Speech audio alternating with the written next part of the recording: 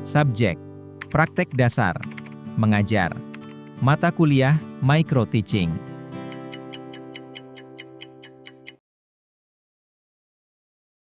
Assalamualaikum warahmatullahi wabarakatuh.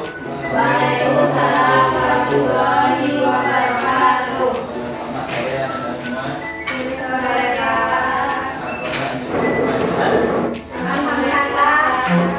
Nah, sebelum kita doa, atur tempat duduk ya masing-masing ya. Isi yang depan dulu, isi yang depan ya. Isi yang depan.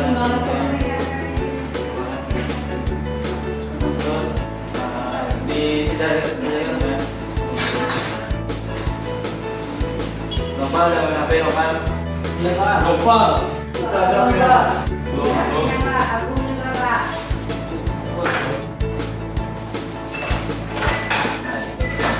Oke. Pimpin ayat apa pembelajaran? Baik, sebelum kita memulai pembelajaran kita pada hari ini, akan baiknya kita mulainya dengan doa terlebih dahulu. Berdoa mulai. Doa terbaik kemudian terdoa. Sekarang kita ada punya video. Apa ini? Bisa. Ya.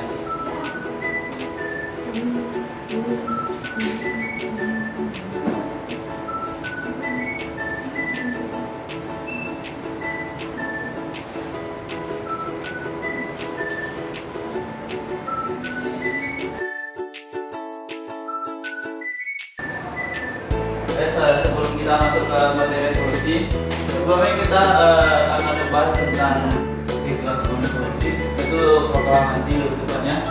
Itu pada tanggal 17 Agustus 1945 di Jalan Penggasan. Ada yang tahu nama jalannya? Jalan Penggasan Timur nomor 56. nah, nomor 56 pada pagi hari yaitu jam 10. Tapi perumusannya itu waktu subuh. Nah, kita masuk ke materi kita yaitu revolusi. Secara garis besar ada dua sebenarnya yang bisa kita bahas, yaitu dari diplomasi dan revolusi. Tapi kita akan fokus kepada materi satu lagi yaitu perjuangan fisik.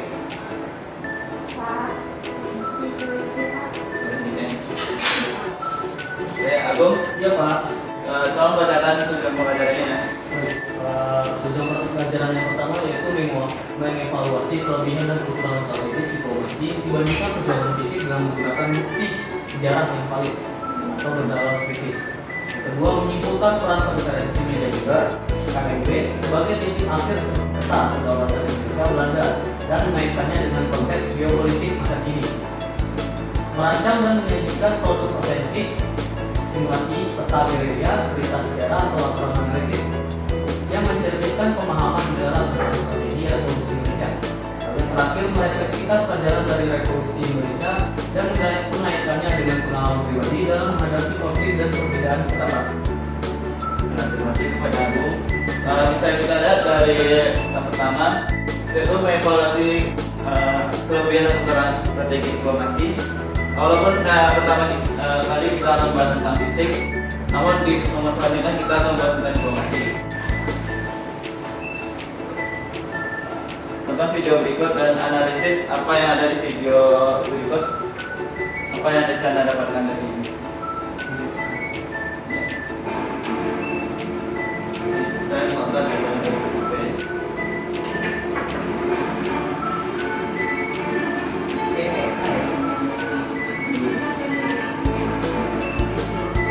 Apa yang Bapak? Ini boleh coba saya tanya aja.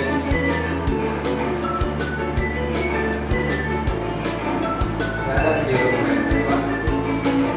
Ada. Habis pengumuman ini videonya. Kota yang telah dikenal sebagai kota pahlawan tengah menyelenggarakan masa. Ya, karena adalah kota dari Eropa yang datang membawa campur.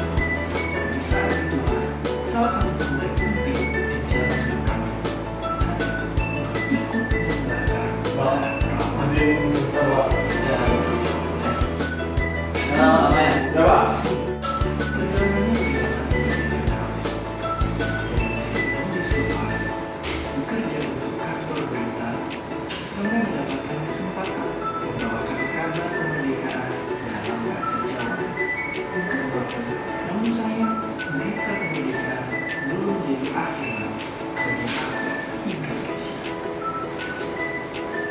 Guys, sebelum Saat proklamasi dibacakan.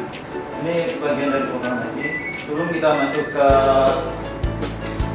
peristiwanya langsung, ada nama peristiwa insiden Hotel Yamato.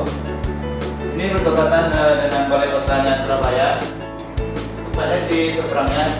Karena Hotel Yamato ini bakal diduduki oleh Belanda sebagai base campnya dan mengibarkan bendera Belanda di atas Hotel Yamato. Dan nama hotel sekarang itu bernama Hotel Majapahit. Dan karena insiden tersebut, Hotel Yamato ini diserbu oleh orang Surabaya karena adanya bendera ilegal ya biasanya kalau di secara wilayah sebuah bendera itu tidak boleh ada dua karena ada dua makanya saat dulu harus dicabut dan yang dicabut itu adalah bendera Belanda. Karena bendera Belanda itu dicabut maka timbullah sebuah bentrokan antara dua pihak, yaitu pihak Surabaya dan pihak Belanda. Karena bendera orang Belanda itu dirobek oleh orang Surabaya yang menandakan bahwa sebuah bendera itu adalah hal yang sangat bisa dibilang sangat krusial karena itu menandakan sebuah negara. Ini lagi ke video.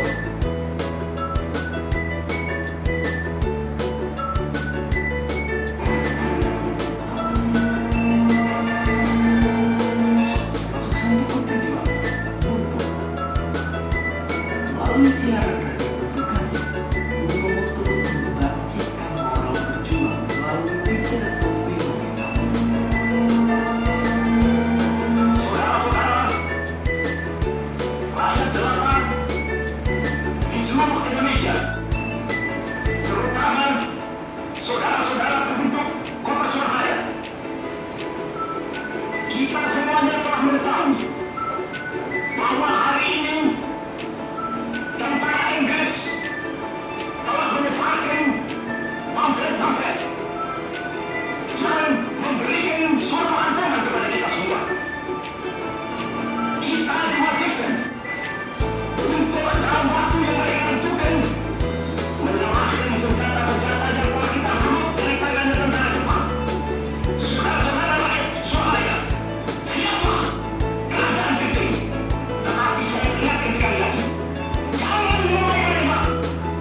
Kalau kita menembak, maka kita akan ganti dengan mereka. Kita tunjukkan bahwa kita ini adalah benar-benar orang yang beriman. Dalam video tersebut kan sebuah pidato panjang oleh Bung Tomo. Pak. Ya, jadi Pak, Bung Tomo itu menjelaskan bahwa sebuah perjuangan itu harus ada pengorbanan. Dan pengorbanan yang tidak terelakkan itu bakal menjadi sebuah pencapaian bagi orang yang melaksanakannya. Dan sebuah tindakan yang sangat keras oleh Bung Tomo yaitu beliau meneriakkan Allahu Akbar yaitu sebanyak 3 kali.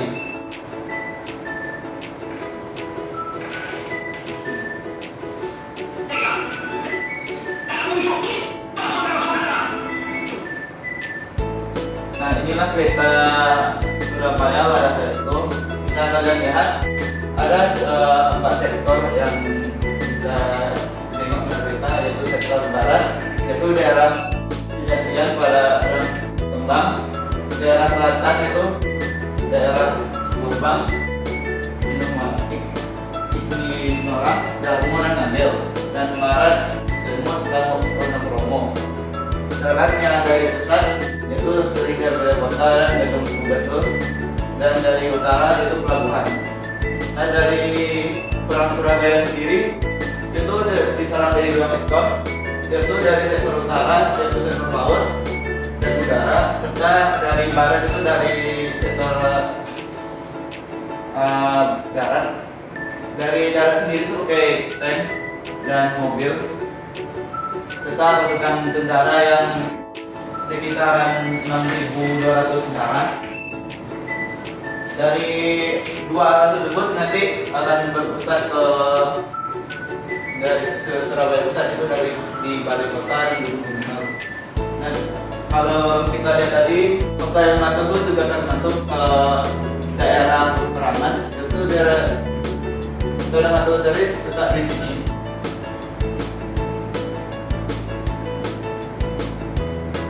Kemudian ke perang Ambarawa ini itu disebabkan oleh orang yang sama, yaitu Ahme, tentara bantuan dari Inggris. Tentara ini terbuat akibat kerjasama Belanda dan Inggris serta adanya bantuan dari belakang itu Amerika. Yang memimpin perang ini adalah Kolonel Sudirman yang saat itu baru diangkat menjadi jenderal. Karena beliau baru diangkat jadi jenderal, maka diopor ke Ambarawa sebagai pemimpin perang. Beliau memakai taktik yaitu subjek perang, yaitu taktik yang seperti tapi udang. Bisa kita lihat pada gambar itu warna hijau itu menandakan pasukannya itu, sedangkan yang oranye itu pasukan Inggris. Nah, kalau dari nama dari subjek perang, maka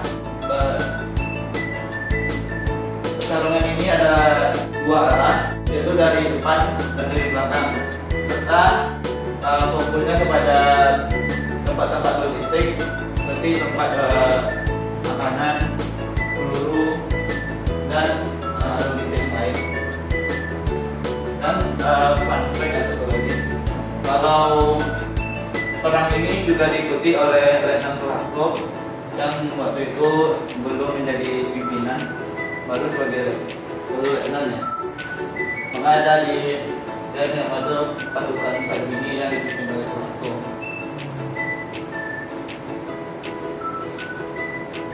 Kita lanjut ke materi selanjutnya.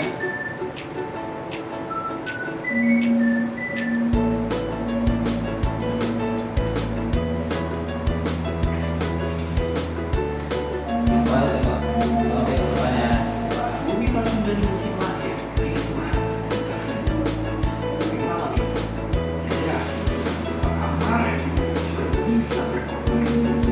Inilah kisah bagaimana seorang perwira muda dihadapi dengan masa. Antara menyerah demi mengurangi pertumbuhan darah atau berkorban bersama titik perang.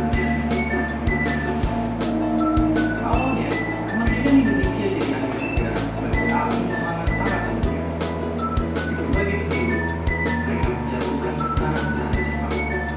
Para penggerak inilah yang membentuk cikal bakal TNI. Satu anggota tentara itu adalah seorang perwira dari tentara Hindia Belanda, Abdul Haris Nasution. Tak lama setelah tentara itu berdiri, sekutu datang. Meski awalnya biasa-biasa saja, perlahan mereka menentang para pejuang.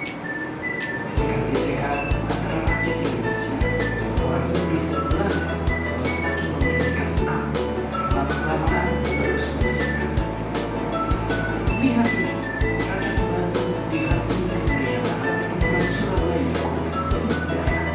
Bisa saja mereka asal juga. Tapi siapa sangka, rencana sebenarnya sudah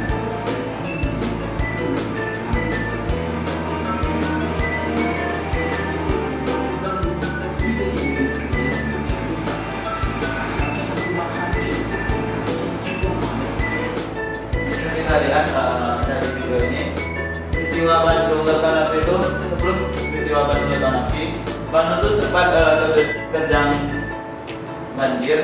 Itu kalau dari peta Bandung yang bagian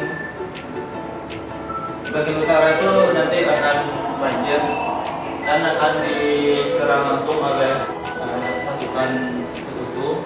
Karena hal tersebut, maka sebuah perlawanan yang di Bandung itu walaupun tidak separah Surabaya, perlawanan Bandung ini hanya sebentar karena karena dari segi wilayah Bandung itu sangat stabilitasnya tinggi, soalnya itu di bagian tengah-tengah antara jalur mau ke Jawa Tengah bisa, ke Jawa Barat juga bisa, ke Jogja pun juga bisa.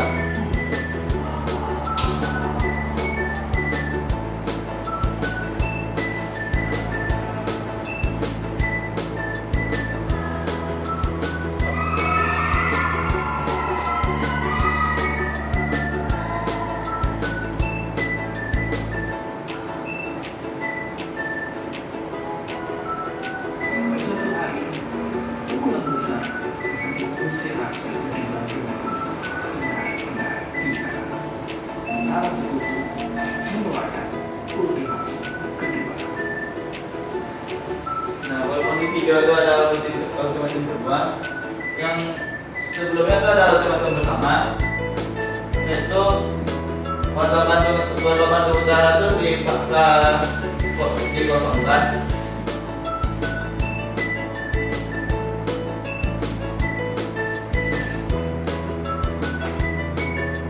Tapi itu masih dalam rangka baik-baik, karena ultimatum pertama itu hanya bersifat kayak memberi ancaman. Dari ancaman tersebut, warga Bandung itu awalnya cuman kayak ya udah, kalau emang mau menyerang Bandung Utara silahkan, maka adanya perlawanan. Namun namun dari sekutu itu tidak terima akan hal itu. Maka timbullah yang namanya ultimatum kedua, yang isinya yang pertama tuh Bandung harus dikosongkan secepatnya, itu sebelum tanggal 24 Maret.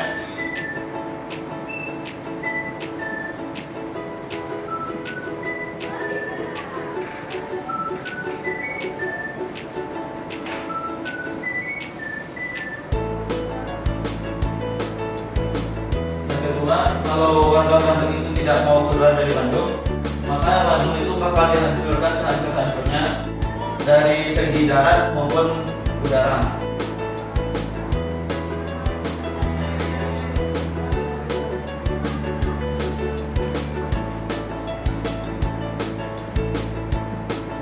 Nah, karena hal itu, maka adalah rundingan dari Sultan Syahrir dan Ahmad Sution. Beliau memperhatikan bahwa kalau Bandung dikosongkan itu boleh, tetapi ada syaratnya, yaitu warga Bandung itu harus membakar setiap rumah-rumahnya. Karena warga Bandung itu tidak mau Bandung itu diambil alih oleh sekutu.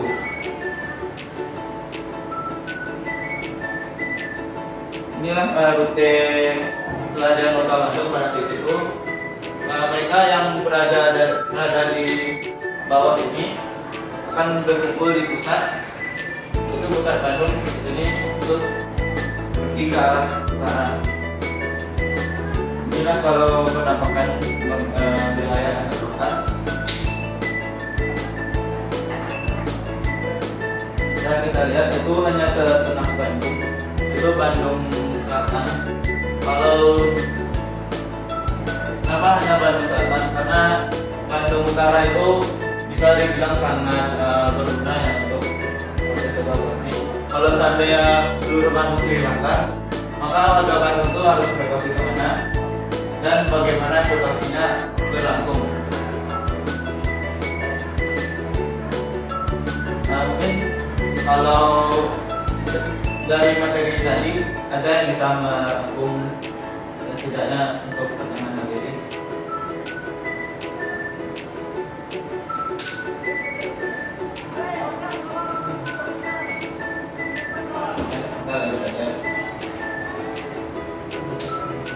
Kalau kita membahas tentang fisik, maka kayak lingkar jati, seperti perjalanan pensil, itu bakal kita skip untuk minggu depan. Kita akan langsung ke agresi pertama. Agresi pertama ini terjadi karena Belanda itu tidak suka karena terjadi lingkar jati yang membuat wilayah Indonesia itu masuk ke dalam Papua Indonesia dan Belanda hanya mendapatkan seperempat dari wilayah Indonesia. Dan setelah agresi ada perjanjian Renville. Renville ini juga akan dikhianati oleh Belanda dan berujung ke agresi Guam. Nah ini bisa kita lihat dari warna biru itu adalah wilayah agresi pertama. Jadi, walaupun agresi pertama itu tidak fokus, itu ada dari bagian Jawa Tengah, Semarang, dan sampai ke Jawa Timur bagian selatan. Kenapa hanya berfokus kepada beberapa daerah? Karena dari beberapa daerah tersebut itu hanya memanfaatkan sumber daya alam daerah seperti karet yang banyak beberapa daerah yang bisa didapatkan. Dan kenapa agresi militer Jogja itu sudah mulai fokus ke daerah ini daerah Jogja ya, kalau anda tahu. Kalau bisa ditengok dari geografis, Jogja itu adalah dulu pusat tempat menjadi pusat pemerintahan, karena Batavia itu sebelum Jogja diambil alih, Batavia itu Batavia sebelum diambil alih, Soekarno itu sempat bilang ke Hamengkubuwono IX, kalau Batavia itu sudah tidak aman, maka Soekarno itu memberikan pemerintahan sementara ke Jogja. Tapi malamnya Jogja juga diserang oleh tentara Belanda dan terakhir diambil alih dalam kurun waktu yaitu selama 3 hari. Nah, karena Jogja juga diambil alih, maka timbullah yang namanya PDRI, yaitu Pemerintahan Daerah Indonesia yang dipimpin oleh Syafruddin Prawira Negara yang berpusat di Bukit Tinggi, yaitu tepatnya di 50 kota di Halaban. Nah, karena sebelum Jogja diambil alih, Soekarno itu sempat ngirim surat ke Syafruddin bahwa buatlah sebuah pemerintahan darurat di Bukit Tinggi dan beliau yang menjadi pemimpinnya. Nah, lanjut ke serangan umum 1 Maret di Jogja. Serangan ini bertujuan untuk merebut kembali ibu kota yang sempat diambil alih. Walaupun pemerintahan darurat tadi bersifat hanya sementara, namun Jogja ini tetap harus diambil alih karena merupakan salah satu aspek penting yang ada di Jawa, sebagai di Jawa Tengah sebagai pusat distribusi. Makanya ada namanya serangan 4 arah dan diarahkan kepada Jogja. Terus dalam peta begini, ini peta PDRI, jadi peta Jogja. Sebelum Jogja itu diambil alih, ada 4 sektor yang dikerahkan pasukannya, yaitu pertama, apakah Anda melihat di ujung sana? Gimana Pak? Itu di ujung bagian peta. Ada Pak. Apakah kelihatan? Mungkin ada yang bagian akhir itu tidak kelihatan, biasa. Itu bagian sektor selatan. Dari sektor selatan dan timur itu dipimpin oleh Major Sajono, dan sektor utara dipimpin oleh Major Suno. Sektor kota inti dikomandangi oleh Letnan Amir Murtono dan Masuki. Nah, pada serangan ini cukup lumayan kompleks ya, karena kalau kita lihat dari peta, yaitu bagian barat bakal berpusat ke bagian tengah, dari utara pun begitu, dan dari timur mereka juga pegang daerah ini sehingga bakal berada di selatan, dan dari selatan bakal ke tengah. Makanya disebut serangan empat arah karena pusatnya bakal berada di tengah. Dalam waktu 6 jam Jogja berhasil diambil alih dengan pemain cukup gampang ya, bisa dibilang. Karena kalau kita lihat beberapa perang dari awal tadi itu bisa mencapai 10 hari, bahkan ada yang 2 minggu. Nah, dari perebutan ini itu sangat cepat, bahkan dalam sehari pun itu bisa dibilang hanya seperempat hari. Kita lanjut ke perang gerilya.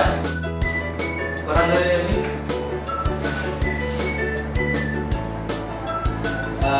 ini sangat lumayan lama, yaitu 7 bulan, yang dipimpin oleh, ada tahu beliau ini siapa? Jenderal Sudirman, Pak. Nah, beliau adalah Jenderal Sudirman yang tadi baru diangkat menjadi jenderal dan sekarang harus memimpin perang gerilya dengan keadaan yang sakit, yaitu penyakit paru-paru. Seginilah beliau dilarikan selama perang gerilya agar terhindar dari sultan Belanda. Dan juga sampai kalau pada pertempuran gerilya ini bisa dibilang lumayan lama, yaitu sekitar 7 bulanan. Dan akhirnya kita di konferensi Medan Tegas. Inilah akhir dari perjalanan konferensi, yaitu terbentuknya KTN, yaitu dari Belanda, Amerika dan Indonesia. Indonesia memilih Australia dan Belanda memilih Belgia. Dan sebagai gantinya itu konferensi dari Indonesia itu beban perang dari Belanda itu tanggung sebanyak 43 miliar dolar, dan status Irian, yaitu Republik Indonesia di Netherlands, itu dari timur ya.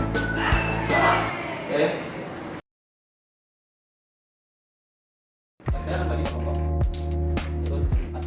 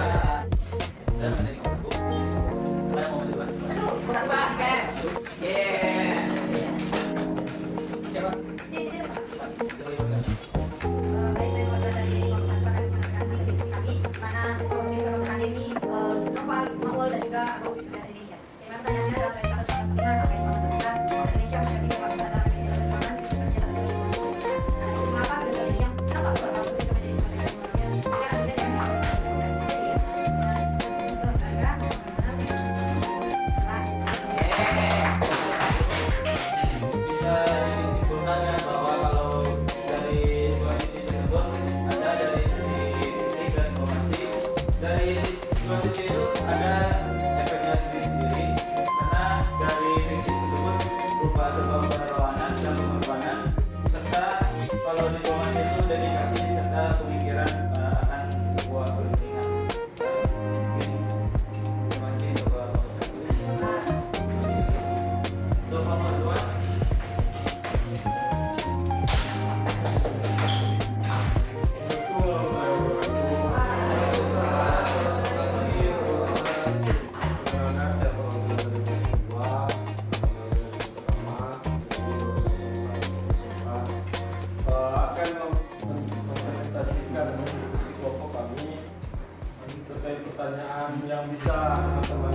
kalian ada kertasnya.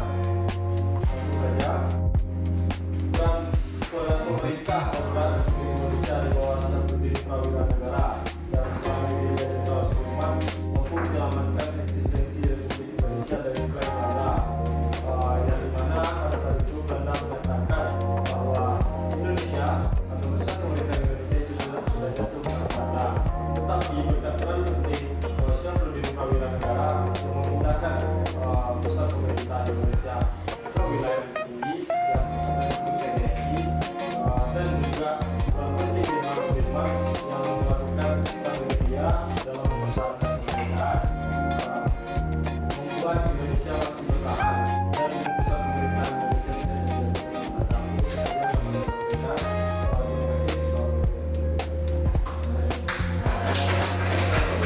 Bisa kita simpulkan dari jawabannya tadi bahwa dari PDRI tersebut bisa menyelamatkan eksistensinya Indonesia dari serangan Belanda, karena kalau tidak ada PDRI maka Jogja akan jatuh ke tangan Belanda dengan sangat gampang, karena dari Jogja tersebut ada 3 tokoh penting di sana, yaitu Soekarno, Muhammad Hatta, dan Bung Karno.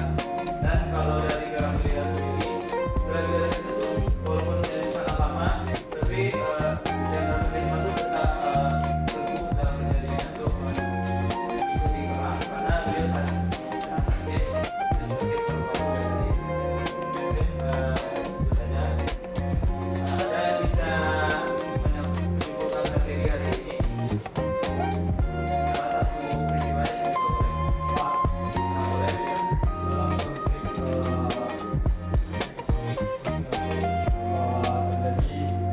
perang benturan di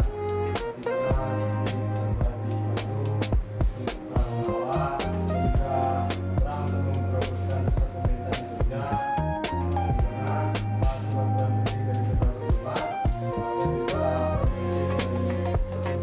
negara, pusat pemerintahan Indonesia dan Indonesia masih bisa mempertahankan eksistensi dan itu sudah disebutkan dan bisa saya berikan.